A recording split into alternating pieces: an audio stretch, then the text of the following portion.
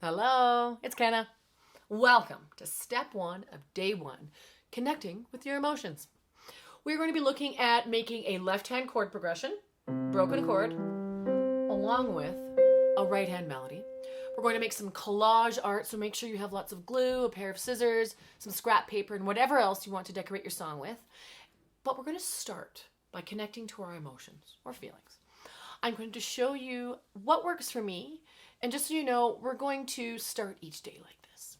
So, first things I want you to do, get some paper and get a pen. Set it off to the side and get into a nice comfy position. Close your eyes, and we're going to take 3 big slow breaths in through our nose and out through our mouth. Let's do that together now.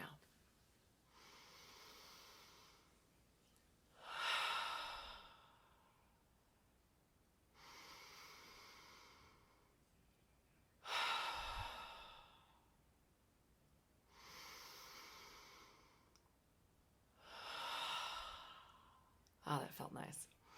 So what I want you to do when you're doing that is to notice how your body feels.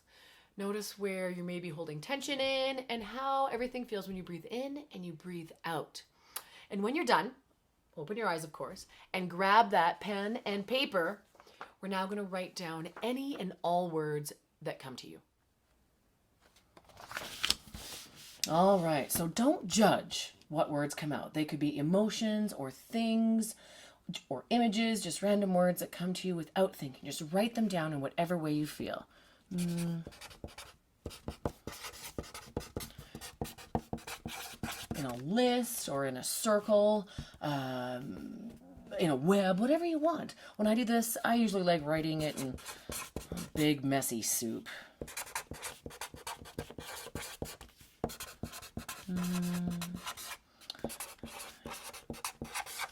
Oh yeah, I am thirsty. I don't know. Yeah.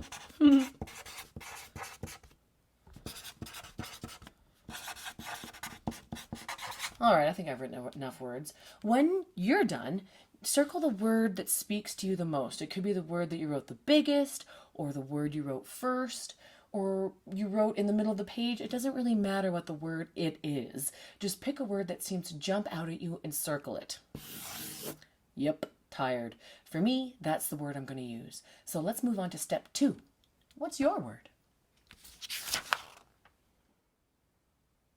All right, grab another piece of blank paper and a pen and write your word at the top of the page. I picked the word tired.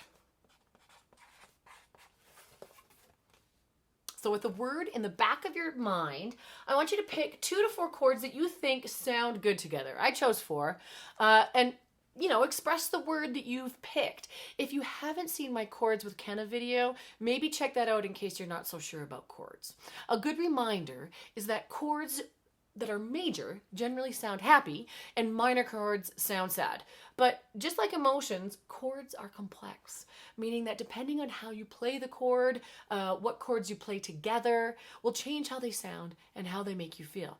Write down the chords under your word. I picked 4 chords: C minor, E flat, B flat, and G. So you've got your chords. Practice playing them solid in your left hand one after another so you get comfy playing with them as a chord progression. Here we go. C minor, E flat, B flat, G. Then practice playing them broken, one note after another.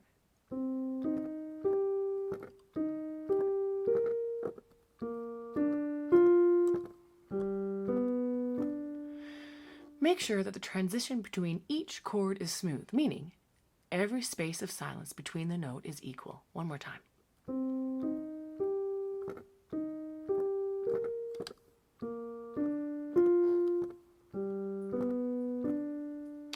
Now we're going to add a 4th note on top. This is the root note again, but 8 notes higher. We call that the octave. So for example, here's C, all the way down there. And then we go up 1, 2, 3, 4, 5, 6, 7, 8. There's an octave. Here's another octave. 1, 2, 3, 4, 5, 6, 7, 8. All right, so now we're going to add the 4th note. We've been playing our chords with 1, 3, 5, but with the added fourth note, this means that the fingering actually becomes 5, 3, 2, 1. All right, so now practice your 4-note broken chord progression until it feels easy and natural. Now don't worry if it takes a while, you'll get it.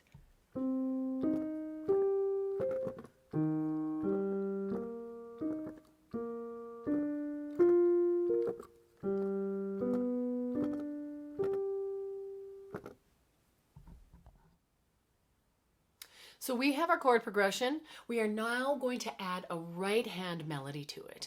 There are all sorts of ways to write melodies. In this exercise, we are going to be writing a simple right hand melody by choosing notes found in the chord that we're already playing in our left hand.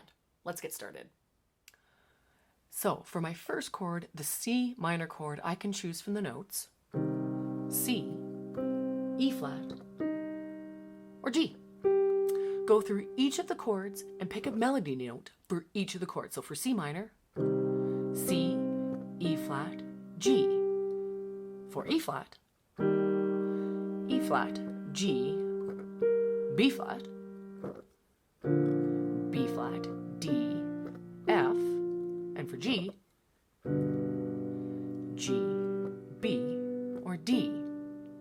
Now I have 4 chords, which means I have a 4-note melody. Here's the thing, if I have 4 chords, I have 3 choices of notes for each chord. It means you have tens of thousands of options for a melody, so make sure to pick what sounds good to you. So for my melody, I picked E flat to go with C minor, G to go with E flat, F to go with B flat, and D to go with G. Now, just focus on the right hand.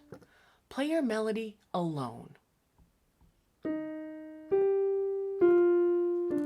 Do you like the sound of it? Notice the shape. Mine goes up, then goes a little bit down, like an arc. You could do that or something else. Remember, this is your melody. Once you're happy with your melody, add your broken left-hand chords back in.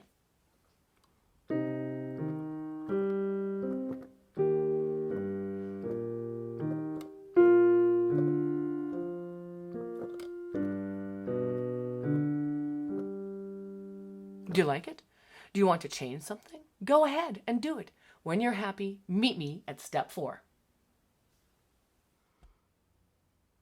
For this and many other exercises, we will be writing down notes of what you create, what I call notating the music.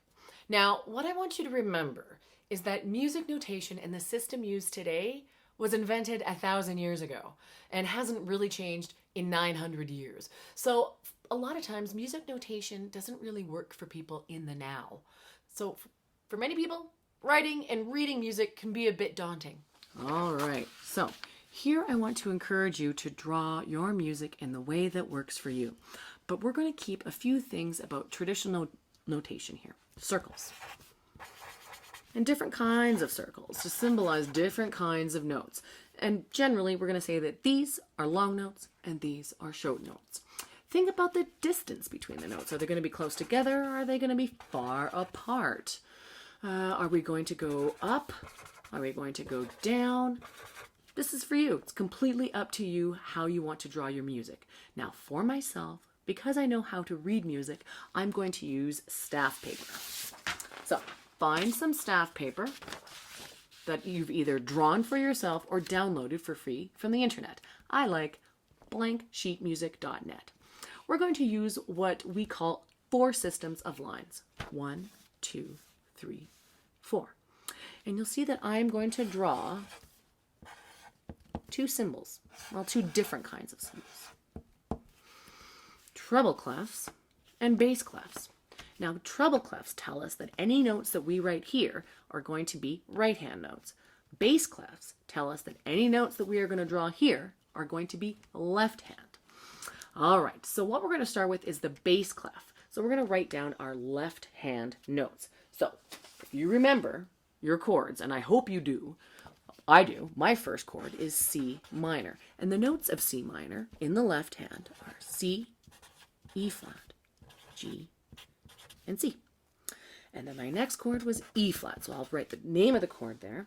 And then I'm going to write the notes. E flat, G, B flat, and then E flat again.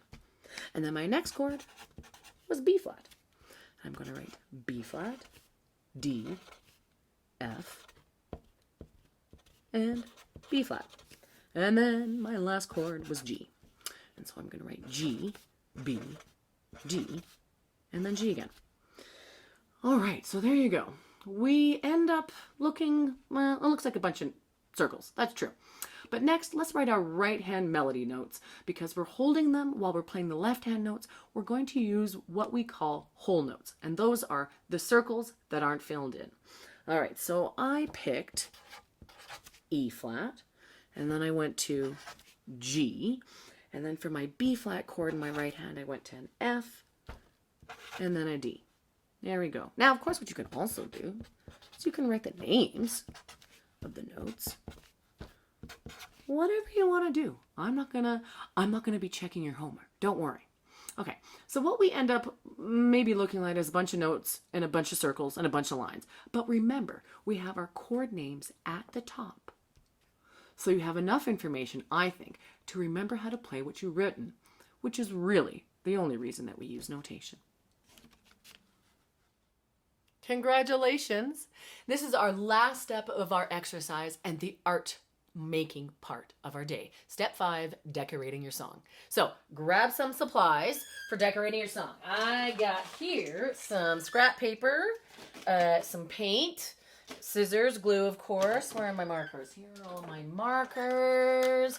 I'm sure I have other stuff around here. You can use whatever you want to decorate your song.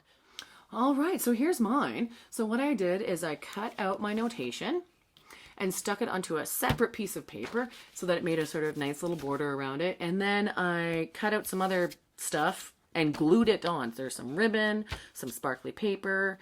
I had some gift bags and I cut out some flowers and circles and stuff. And there you have it. That's it. Like I said, you don't have to share anything with me if you don't want to. Be yourself. Just follow where the notes take you. Remember to breathe, be in the moment, and have fun. I really hope you enjoyed day 1 of expressing yourself through music and art, connecting with your emotions. Day 2 is up next. Day 2 is what are we thankful for? So if you have any questions, you want to make sure to make a comment below on the video. You can find me on Instagram or just go to my website, kennaburima.com. See you later for day 2.